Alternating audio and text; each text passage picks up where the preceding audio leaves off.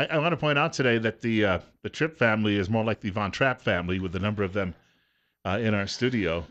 Maybe they're going to sing for us too. That's right. You ready? Ready?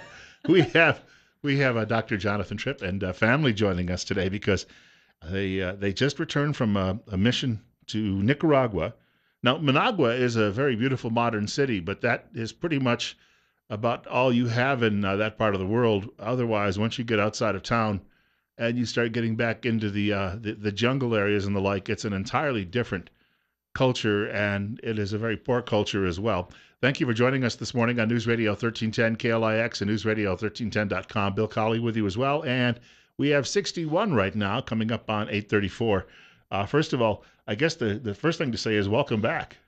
Thank you. Yeah, we made it back without any serious threats. We were a little worried about that when we were planning to go, what kind of potential threats we'd be under, but it was a beautiful experience. We really enjoyed the people that we met and interacted with, and we learned a lot from them. So No, I'm going to let the family tell their parts. and of course you're dealing too with the change in weather. I mean, it's hot there too, but it's humid, and you've got mosquitoes, and so there's a lot of precautions you make when you go to a Let's country let the like that. one who suffered heat stroke tell us about that. Okay, which one of you? Give me your names as we move around too, as well. I'm guilty. Mrs. Tripp. So day one, it was 102, and then with the humidity, they said it was about 122. That's what it felt like, and we were mixing and pouring concrete. So by hand In the sun. in the sun. So it was a lot of work, and I mean it was amazing to see the 30 plus people that we had in our group struggle to do that. We had to rotate like every 3 minutes. We'd rotate or 5 minutes, and we'd be shoveling or transferring 5 gallon buckets to bring the sand or the rock over or the concrete over, and then the water. I mean, it was a really long, hard process. I mean, it really made me appreciate machinery, which they did not have.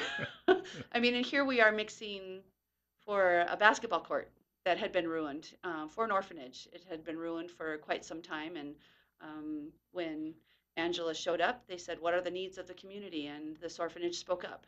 And so they answered the call. So it's not like they come in and just say, "Oh, we're going to do this." They go in and talk with the community and say, "What do you need? What would you like to see happen?" And so it was neat to know that we're filling the needs of the community instead of just going on our agenda. I'll throw this out to any one of you or all of you. When you go somewhere like this and you see how people live, what's your first reaction in a situation like this? I'll find a volunteer. Um, at least for me, like I was able to not only help out with everything because we're all just in a group, but when we went to the city dump where people live there, there's a little boy in particular that I got to get to know and connect with, and just being able to see what he went through and just how grateful he was. He wasn't one of the normal kids that lived there that as soon as they saw that people were handing out candy and stuff, he wouldn't really go and just like say gimme gimme in Spanish, of course, but he would ask nicely. He would say please, and I ended up giving him my soccer ball that I brought to play with the kids because I knew that he loved soccer and he helped me out with trying to talk in Spanish to the kids and connect with them. So it's just something that hit me and saying, okay, you need to work harder back at home, be a little bit more grateful for the things and not take for granted what you give. And They don't, well, sometimes something like a soccer ball too. I mean, they don't have these there's things. no soccer ball. They literally go to the dump where all the garbage is at, and they look for things in there that they could still use or reuse. And it's really really a sight to behold because here we don't see garbage. It's buried underneath grass and dirt and stuff where it's everywhere. They burn it. They don't go hide it somewhere underneath. They take care of their environment. They try and keep it as clean as possible, but it's that's just all they have. Can we get all of your names, by the way, too, as well, while you're here? Yeah, I'm Marnie, by the way. So I'm Christian.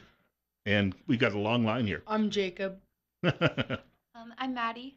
so so all of you were pitching in at one point or another, right? I mean, this was Yeah. All the time. Yeah, Yeah, every it's single moment, all of us would be doing something, whether it's communicating with the locals or helping out with the concrete to playing with the kids. So, Yeah, our children let us know that they really can work hard. So now they're in trouble at home. amen. No, you asked about the environment, and the first thing that I would say is it was wow, because it was so different from our environment. I mean, the we stayed in a resort, Monty Surf Camp, and we stayed in bamboo huts. There were just thin bamboo, and they had Shutters um, for windows. shutter. Well, there weren't even shutters on them, and then there were palm leaves for the roofs. We're going to take a short So break. We've got the Tripp family with us in studio today, talking about their mission trip to Nicaragua, and we'll have more on that coming up in just a few minutes. And maybe they can tell us how other families and perhaps other people themselves could get involved with something like this. That's on the way in just a few minutes on News Radio 1310 KLIX, newsradio1310.com. It's 20 minutes from 9 o'clock. Our studio guests have just returned, well, about a week and a half ago, from a mission trip in Nicaragua. Dr. Jonathan Tripp and his family taking some time and really time out of a busy schedule with us this morning to give us a bit of an idea of what it's like to be in that part of the world. And we were just having a conversation about off air about uh, the fact that they were close to the ocean. They had a lot of crabs that lived in the area, and they're relatively small. They're not like a blue crab you'd find in the Chesapeake Bay, and sometimes can be nasty. And I guess you all had different experiences with these animals too, right? As well. yeah. Yeah. And you actually saw a crab going at it with a cockroach. Was that it? Yeah, that's among a couple other things, but we would watch the crabs, and they would just some of them would go at each other, and some would go after the cockroaches that were there, and it was really interesting to watch. The showers that we had there, they weren't completely closed off. There was just a little bit of space in between the wall and the ceiling. And so once when I was taking a shower, I was just washing my hair and I was almost done and stuff. And this cockroach crawls in and stuff. And I'm like, oh, lovely. And then a bat flies in after it and like eats half of it. And I was so gone. Oh my goodness. It was a very new experience for me. When you're bathing or showering in a country like that, is there hot water or is it No, just No, it was cold water. It's not like we really wanted a hot shower, Yeah, you but enjoy the cold. it yeah? was, yeah, we just had cold water. So. So it's basically just in a tank and there's no way to heat it. exactly. Well, Yeah. the sun heats it, Yeah, and so if you take a shower in the evening. in the evening and you're one of the first ones, it's kind of hot water, which you don't want. You want to be Like cold. lukewarm. So you want to wait till we figured out we wanted to wait to be one of the last ones because then the water had gone through and then it was cold because it was in the earth and it was freshly pumped. How difficult is it to organize a trip like this? I mean, to do a mission. I know a lot of people. I had while you were away, I had a friend from high school. Simultaneously, he was in Uganda doing much the same thing, Oh wow. and but I could tell from the pictures he was posting at Facebook, it wasn't an easy couple of weeks. And he was so happy when he got home to North Carolina. Basically kissed the tarmac when he got off the plane. That's our But experience. I'm sure that you get mixed feelings because it's an emotional type of experience as well. You learn a lot and all of that. Um, but once you do it, do you feel a need to do it again? Yes. Absolutely. What do you think, guys? Yeah, it was just really cool to have the impact on people. What about on you? What kind of impact did it have on you?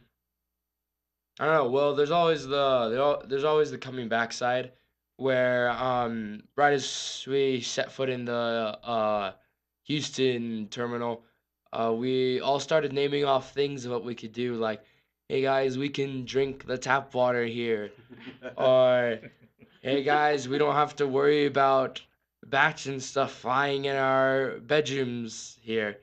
But what really affected me was like, I guess one of the really things that really affected me was when we were at the city dump of Chinandega, Mhm.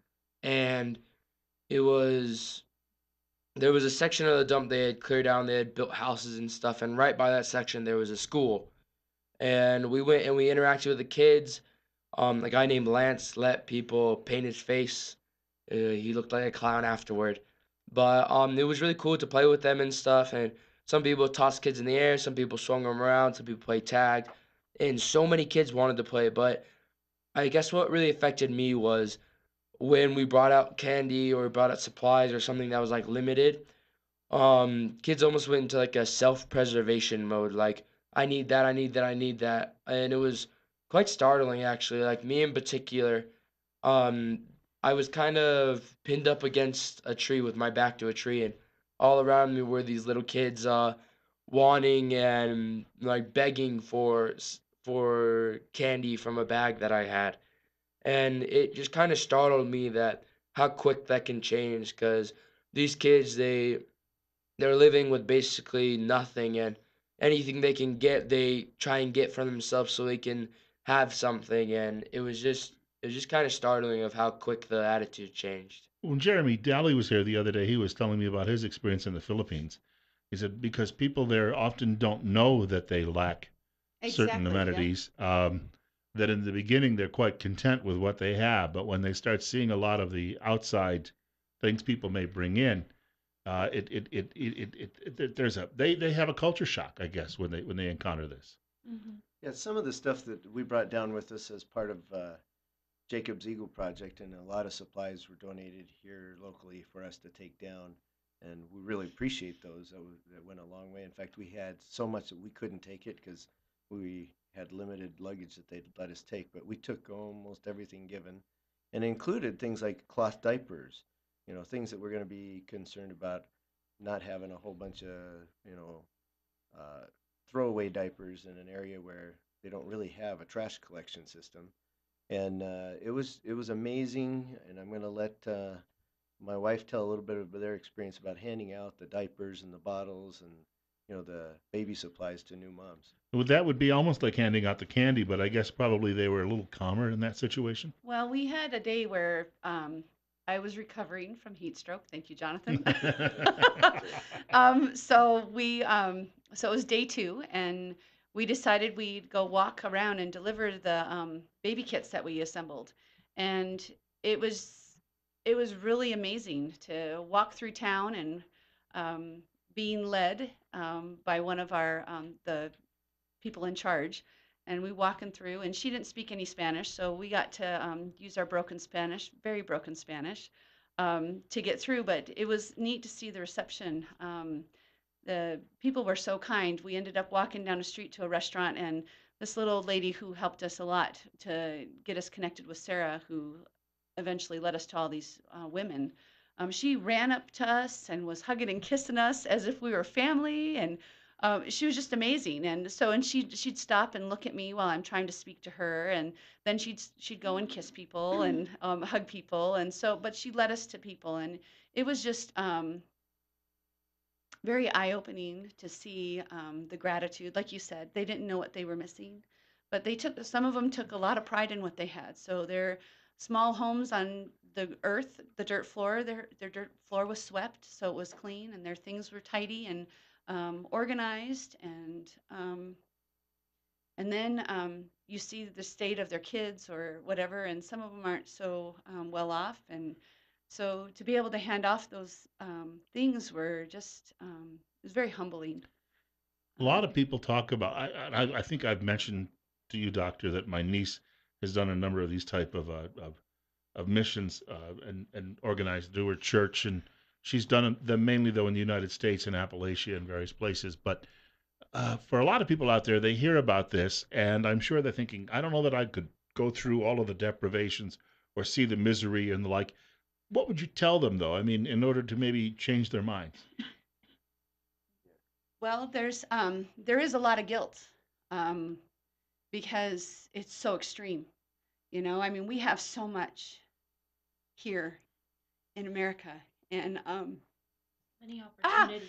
so it's and so many opportunities, and to see that they don't have them, or and you're right, they're not even aware of them. But um, I think processing and helping our kids process, I mean, because we wanted them to see, and I think processing, um, it's fun to talk to them about what's coming up, school starting, and it's fun to see their perspective change, and how now they want to kind of carpe diem, seize the day, seize the moment, and do the best they can because they know that there's a lot of people in the world who don't have that. I mean, and the other side is we saw we could make a difference.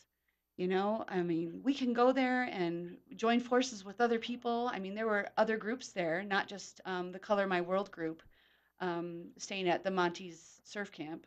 But we were all able to work on things, and together we were able to make a huge difference. I mean, we were able to get that basketball court laid for these kids in this orphanage that it's been broken forever. They've had nowhere to play, and be able to be building homes for people who've lost their homes because of the surf. It's just it was amazing to know that we can make a difference, and so that's helped us process that guilt. I would I think imagine that the orphanages there are somewhat crowded because mortality among parents, and a lot of times parents maybe just can't care for the children because of the poverty. So Mhm. you're dealing with a large population of children who don't have really many adult role models in any way. absolutely there were a lot of kids. It was fun working. I had the pleasure of smoothing the concrete and forming it and making the forms with Jonathan and Hayes. Josue. Josue, Josue was didn't want me to help because I was a woman, and it was interesting for him the last day to say, I never knew a woman could do this until today. I've never worked with a woman, and we got along, and he was very willing to help me with my Spanish and talk and communicate. But back to the kids, um, I was off in another way where there's an edge of a building, and it was fun to look up out of the corner of my eye and I'd see three or four little heads poked around watching what's going on, and that excitement that we were fixing something for them. So it was really cool. And they got a chance, I'm sure, to play some basketball before you left. Had the concrete cured? Not It's yet. not it wasn't done because so there our group, it was finishing it as a basketball court. So they were going to lay down another surface and then they were going to paint it and so get it set up so it's a real basketball court instead of just a slab of concrete that's kind of rough because they don't have any machinery to make it nice and smooth or rake it out. All done And by hand. Glossy. it's all done by hand. You referenced the school and seeing some of the kids at the school and the like. I would imagine that you don't have a lot of, because we think sometimes about discipline problems we see in our schools in this country. I've been told that if you go elsewhere around the world, that the children are really grateful to be in school. And that, did you see that? Yeah. Yeah, the little town that we were hosted at had a school that for us was about half a mile walk away, and it serviced two little towns where the kids frequently were walking 2 or 3 miles, and it's a real problem because worried about safety of little kids, even though it's a small town, and pretty much everybody knows everybody. There's still some danger there, and so those the school that was there is supported also by these groups, and so there really is a feeling of gratitude that they have a school that they can go, and so the kids that go are there and want to be there, so they're not forced to be there. You talk about differences in culture, and I heard a comment from Dave Ramsey on his show last night where he was reading off nasty tweets he gets during the course of his show, and somebody was criticizing him about the poverty in this country, and he paused and he said, and by the way, she sent that to me from her iPhone. That's Yeah, the it's all perspective of relative. it. Yeah. Yeah, that we tend to, I think, sometimes forget in all of this. We got about a minute to go. Any lasting impressions that we didn't touch on that you might want to mention? Well, while we were at Chinandega, there was a dump like my brother was talking about, and there was a town that lived in the dump. And while we were there, I was able to go with a small group, and we walked around the dump, and I was able to actually see people like with their horse and cart in the dump picking through the stuff that they could maybe reuse or maybe that they could uh, fix up and sell to try and make a living off of the stuff that they found there. And thought that was kind of like what you're saying is there's a ginormous poverty difference, and also when we were there, the while we were walking around, we were able to visit the cemetery, and it was really cool to see the differences in graves in the U.S. and there, because there it's really colorful graves and just like I guess more happy than it is in the U.S. Want to thank you all, and I'm glad you're all back too. I mean, I'm sure that Twin Falls looks a lot nicer after you've Oh, been out of the country like that in this situation. And as we said, it makes you appreciate things. I wish we had a little more palm trees. That would Yeah. be nice. And actually, we could find out how the crabs would taste if we could That's right. catch a few of them too. Yeah. Coming from the Philadelphia area, the doctor obviously has partaken of some of those Maryland blues in the past. Yep. We want to say we got one more hour of top story coming up in just a moment. Bill Colley with you as well on News Radio 1310 KLIX and NewsRadio1310.com. News is next at 9 o'clock from Fox.